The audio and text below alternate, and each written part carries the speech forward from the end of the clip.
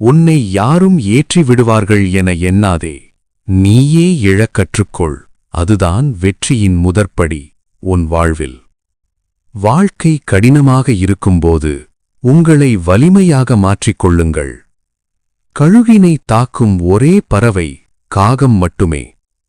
அது கழுகின் மேல் அமர்ந்து கழுத்தில் அலகால் கொத்தும். ஆனால் கழுகோ தனது நேரத்தையும் ஆற்றலையும் வீணாக்காது. பதில் தாக்குதல் நடத்தாது. கழுகு எளிமையாக தனது இறகுகளை விரித்து வானத்தை நோக்கி உயரப் பறக்கத் தொடங்கும்.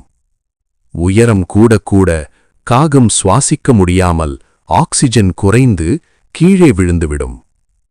உங்கள் பொன்னான நேரத்தை காகங்களோடு வீணாக்குவதை நிறுத்துங்கள்.